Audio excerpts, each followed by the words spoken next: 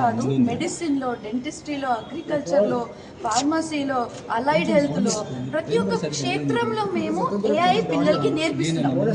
So ఇట్లాంటి ఒక different university only భారతదేశంలో మన మల్లారెడ్డి యూనివర్సిటీ మాత్రమే. సో దీనికి ప్రస్తావంకి, దీనికి పిలవడానికి, ఈ ఓపెనింగ్ కి పిలవడానికి మేము మోదీ గారి దగ్గరికి వెళ్ళినండి.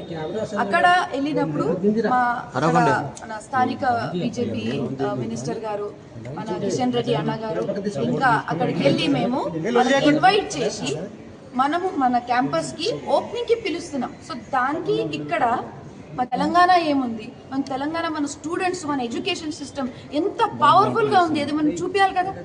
దీనికి ప్రతి ఒక్కరికి ఇన్విటేషన్ ఇవ్వాలి. నేను ఇక్కడ వచ్చింది ఇన్విటేషన్ ఇవ్వడానికి. జనరల్ గా అయితే మంత్రులను వాళ్ళని పిలుస్తుంటారు. ఈయన organizing general secretary, party office ఇప్పుడు మోదీ గారు పొలిటికల్ కాదు ఇది. అవును, ఎందుకంటే ఇప్పుడు మోదీ గారు వస్తున్నారంటే ఆయనకు సంబంధించిన ప్రతి ఒక్క పర్సన్ కి మనం ఇక్కడ కలవాలి. మన ప్రతి ఒక్కరికి, లక్ష్మణ్ అన్న కలవాలి, అందరికీ కలవాలి, రామచంద్ర గారికి టాక్ అట్లా ఉంది. కానీ నేనేం బీజేపీ చేరట్లేదు. ఒక ఎడ్యుకేషనిస్ట్, నేను I'm an educationist, I'm a doctor. మన భారత్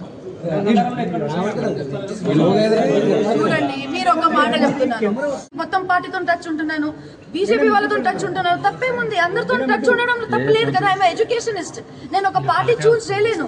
ఒక ఎడ్యుకేషన్ మాదిరిగా చూడాలంటే పార్టీ కాదు, ఇక్కడ అందరు కలిసి పనిచేయాలి. మొన్న నేను శ్రీధర్ బాబు గారి దగ్గర కూడా వెళ్ళాను. అక్కడ కూడా ఆయన కూడా నేను మొన్న ఇన్విటేషన్ ఇచ్చాను. అందరికి ఇస్తున్నాను కదా, ప్రతి ఒక్కరు కలుస్తున్నాను నేను. సో ఇది it is not a party concern సిచ్యువేషనే కాదు, ఇది ఎడ్యుకేషన్ కోసం మాత్రమే, డిజిటల్ ఇండియా కోసం మాత్రమే, స్కిల్ కోసం మాత్రమే. అంతే.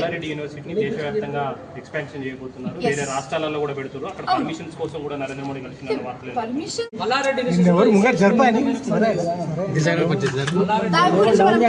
ఇది కాలేదు. వీఆర్ ప్లానింగ్ అ డేట్. ఆయననే ఇస్తానన్నాడు కాబట్టి ఆయన డేట్ ఇచ్చిన తర్వాత హనుమాన్ జయంతి వస్తే నాకు ఒక దగ్గర పిలిస్తే నేను అక్కడ వెళ్ళి నేను హనుమాన్ జయంతి కోసం పాటిస్తాం. వందే మాతరం అంటే మన ఇండియన్ నేషనల్ సాంగ్, అది దానికి ఖచ్చితంగా వందే మాతరం నేషనల్ సాంగ్ కూడా తెలుసు ఉండాలి కదా. వందే మాత్రం ఖచ్చితంగా పాడిపియాలి మా పిల్లలు.